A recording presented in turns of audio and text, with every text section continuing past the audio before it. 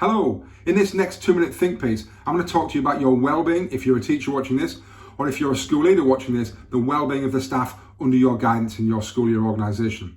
Now this is really important. We know it's on the horizon, the agenda of every school at the moment. So I'm not going to give you any kind of specific strategies to use because there's a million and one different ways to do that depending on your own context. What I want to do though is to make you think about a couple of statements that I'm going to talk about.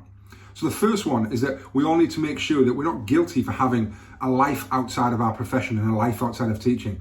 It's really important for us to have hobbies and have interests and take the time away from our schools, because actually what's really kind of interesting about people when they have other interests and they have other hobbies that they do and they're really passionate about these things.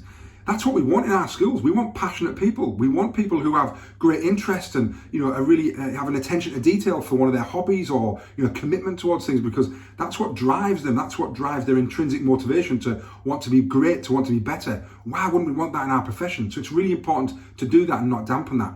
So I always talk about things like, don't let date night become data night. We need to make sure we have that time away from our desks, our marking, our planning, etc., to actually fulfill the function that we were brought to this earth to do, to enjoy ourselves and to make other memories and to learn things, and all those things that we can bring into our teaching are brilliant.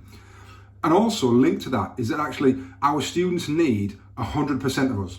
They don't need 100% of what we've got left in the tank. And that's very different. That actually we might be standing there in front of our students thinking we're giving 100%. But if we're not looking after ourselves, if we're not getting regular rest and sleep and eating the right foods, then actually we're not giving 100% because we've not got 100% left in us. Our students deserve the best teachers.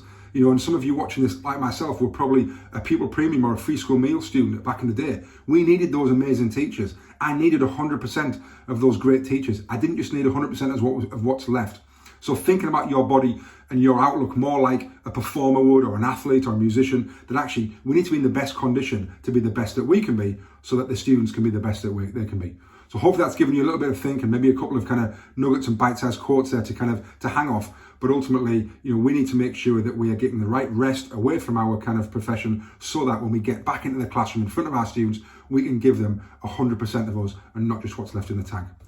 Like I always say, if it's been useful, share with others, talk about it with people, and let's start making a difference.